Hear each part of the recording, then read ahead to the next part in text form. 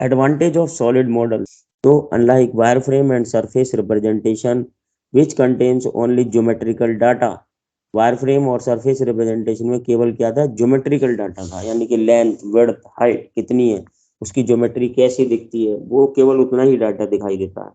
जबकि solid models में topological information भी एडिशन में रहती है। टोपोलॉजिकल इंफॉर्मेशन से मतलब उसका सरफेस टेक्सचर क्या है, सरफेस पे लगने वाली प्रॉपर्टीज जो उस पे क्रिएट हो रही हैं वो क्या है, उसकी ओरिएंटेशन क्या है वो भी हमें दिखाई दे रही है। ओरिएंटेशन से मतलब कि वो इस 3D स्पेस में कहाँ लाई करता है, क्या वो एक्स एक्सिस उसकी कितने डिग्री टिल्टेड है, उसका व्यू कैसा है, वो सारी इंफॉर्मेशन सरफेस से रिलेटेड क्या कहला रही है, टोपोलॉजिकल इंफॉर्मेशन कहला रही है। वो भी हम इस 3D मॉडल में देख पाते हैं। ज्योमेट्रिकल इंफॉर्मेशन के अलावा, यानी कि लेंथ, विड्थ और हाइट के अलावा उसके ओरिएंटेशन को भी हम पहचान पा रहे हैं 3D सॉलिड मॉडल्स में। To represent the object unambiguously and completely, जिससे कि कोई भी एम्बिग्यूटी न रह जाए, कोई कंफ्यूजन न रह जाए, टोपोलॉजी रहेगी तो क्लियरिटी हम उस 3D मॉडल को समझ पाएंगे completely. Solid model results in accurate design, helps to further the goal of CAD, CAM like SIM, flexible manufacturing leading to better automation of the manufacturing process। क्यों कर रहे हैं ये सब? ये सब हम इसलिए कर रहे हैं कि जिससे हम सबसे पहले सॉलिड मॉडल, जैसे मान लो हमें एक, जैसे डस्टर आपने देखा, रेक्टेंगुलर ब्लॉक डस्टर, जिससे क्या करते हैं, क्लास में आप जब पढ़ने जाते हैं तो आप देखते हैं कि चौक से अगर हम बोर्ड पे लिख रहे हैं तो डस्टर से क्या कर दिया, सफाई कर दी हमने, उसको रब कर दिया, मिटा दिया। मान लीजिए हमें इस डस्टर की शेप का एक ऑब्जेक्ट मैन्युफैक्चर करना है, मास प्रोडक्शन करना है, ऐसा कोई ऑब्जेक्ट है, पार्ट है, उसको मास प्रोड्यूस करना है। तो उसके मास प्रोडक्शन का मेथड क्या होगा कि सबसे पहले आप कंप्यूटर की हेल्प से, कंप्यूटर एडेड डिजाइन यानी कि उसकी ड्राफ्टिंग करेंगे, उसकी शीट बनाएंगे, क्या ज्योमेट्री है, कितनी लेंथ है, कितनी विड्थ है, कितनी हाइट है उसकी, एल बी एच कितना है उसका, वो क्रिएट करेंगे। उसका सॉलिड मॉडल क्रिएट करेंगे, किस पे, सॉफ्टवेयर पर। तो कंप्यूटर एडेड डिजाइन कहलाएगा वो सारा पार्ट। उसमें उसमें अगर कोई लोड लगना है उस डस्टर के ऊपर, उस कंपोनेंट को मान लो कहीं as a structural part use करना है और कोई लोड आ रहा है, तो वो कितना लोड सस्टेन कर पाएगा, कौन सा वीकेस्ट पार्ट है, उसका एनालिसिस भी कर सकते हैं हम। जब वो प्रोडक्ट फाइनल हो जाए कि हाँ ये ज्योमेट्री तैयार हो गई है, उसकी सारी चीजें, तो उसी को हम आइडियाज और मास्टर कैम कुछ ऐसे सॉफ्टवेयर हैं जिसमें उसको ट्रांसफर करेंगे, तो वो उसका क्या करेंगे, उसके कोड जनरेट कर देंगे, टूल पाथ जी और एम कोड में उसका एक क्या कहते हैं, प्रोग्राम जनरेट कर देंगे, जिसकी हेल्प से होगा जो सीएनसी मशीन उस प्रोडक्ट को कट करके बनाएगी, किसी मटेरियल का हमारे पास वो शेप क्रिएट करने के लिए क्या होगा, एक ब्लॉक रखा हुआ, उस ब्लॉक में से कट होके वो डस्टर निकलेगा।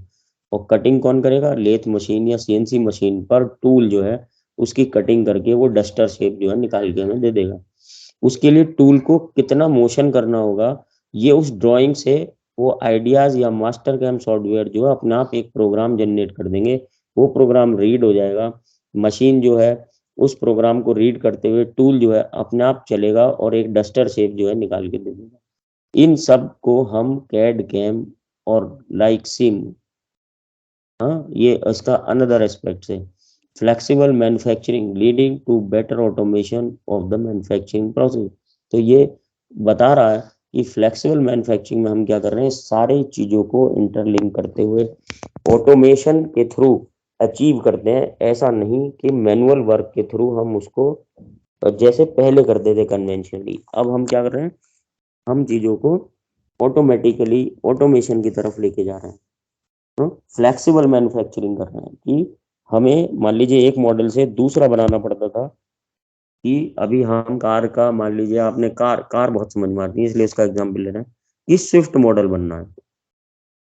प्रोडक्शन प्लानर ने बोला कि अब स्विफ्ट मॉडल नहीं, तुरंत आई डिमांड के अब स्विफ्ट नहीं वैगनार मॉडल बनना है, या विटारा ब्रीजा बननी है, या कोई और मॉडल चेंज होना है। तो पहले इस चीज को चेंज करने में काफी समय लग जाता था। अब मैन्युफैक्चरिंग क्या है, फ्लेक्सिबल है, सेम लाइन पे बहुत थोड़ा सा चेंज करने पे हम उसी सेम प्रोडक्शन लाइन पे दूसरा मॉडल तेजी से रन करा देते हैं without wastage of any time. अपनी लाइन को नए मॉडल के हिसाब से चेंज कर लेते हैं। इस प्रोसेस को हम फ्लेक्सिबल मैन्युफैक्चरिंग कहते हैं और इसमें ऑटोमेशन एक बड़ा रोल प्ले करता है। तो हम उसी रेफरेंस में इन सारी चीजों को पढ़ रहे हैं, क्योंकि कंप्यूटर एडेड डिजाइन में केवल ड्राइंग बना लेना पार्ट नहीं है, बल्कि उसको फाइनल प्रोडक्शन तक ऑटोमेटिकली क्रिएट करना, तब कंप्लीट हमारा कैड कैम ऑपरेशन कंप्लीट हो जाए। तो उसके बेसिक से हम स्टार्ट कर रहे हैं। तो उसमें हमने ज्योमेट्री को देखा, ज्योमेट्री क्रिएशन, ज्योमेट्री मॉडल बनाना। ज्योमेट्री से मतलब the graphical information of dimension, length, angle, area, transformations. अब ये ट्रांसफॉर्मेशंस वर्ड क्या है? ट्रांसफॉर्मेशंस आपने मैथमेटिक्स में पढ़ी हैं कि हमें जैसे मिरर, जैसे मिरर बना देना, जैसे उसको रोटेट करा देना, जैसे उसको ट्रांसलेट करा देना एक्स एक्सिस के अबाउट, वाई एक्सिस के अबाउट, जेड एक्सिस के अबाउट, ट्रांसलेशनरी मोशन, वो सारी हमारी ट्रांसफॉर्मेशंस मैथमेटिकल ऑपरेशंस हैं जो हम आगे अभी देखेंगे भी आगे के लेक्चर्स में। तो वो ऑपरेशंस कर देना, डायमेंशन, लेंथ, एंगल, वो सारी हमारी ज्योमेट्रिकल पार्ट्स हैं। जबकि टोपोलॉजी, जिसे हम बार बार अभी देख रहे थे, उस वर्ड का मतलब the invisible information about the connectivity, neighbourhood, associativity. वो इंफॉर्मेशन जो ज्योमेट्री में हमें नहीं समझ में आ रही कि वो कैसे कनेक्ट होगा दूसरे पार्ट से, उसके नाइबर में क्या है, उसकी एसोसिएटिविटी क्या है, वो अगर इन एक बॉक्स दूसरे बॉक्स के साथ या एक रेक्टेंगल को दूसरे रेक्टेंगल के साथ ऐड करना हो, तो किस सरफेस के अबाउट और किस ओरिएंटेशन पे उसे आप ऐड करेंगे, वो नाइबरिंग इंफॉर्मेशन, वो हमारी सब क्या कहलाएगी? टोपोलॉजी कहलाएगी। किस ओरिएंटेशन पे उसे हमें रखना है, वो हमारी टोपोलॉजी कहलाएगी। Is a solid model just a shaded image? क्या अब कुछ क्वेश्चन अराइज हो रहे हैं, क्या जो सॉलिड मॉडल है वो केवल एक इमेज है? शेडेड इमेज, जैसे डायग्राम में दिखाया हुआ, शेड कर दिया, शेडेड इमेज हो गई। थ्री डायमेंशनल एड्रेसेबिलिटी उसकी क्या है, ये क्वेश्चन अराइज होता है। और सूटेबल फॉर ऑटोमेशन, क्या वो ऑटोमेशन के लिए सूटेबल है? ये हमारे क्वेश्चन जो है कैड कैम में, अगर हम इन क्वेश्चंस को आंसर कर पाएंगे तो कैड कैम के लिए बेटर हम सॉलिड मॉडल को समझ पाएंगे।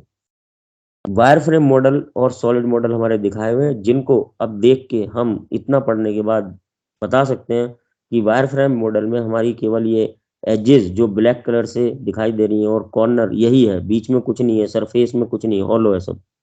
जबकि सॉलिड मॉडल में ये एजेस भी हैं, पॉइंट भी हैं, सरफेस भी है, इवन अंदर से भी सॉलिड है और वॉल्यूम भी है। इन चीजों को हमें ध्यान में रखना होगा।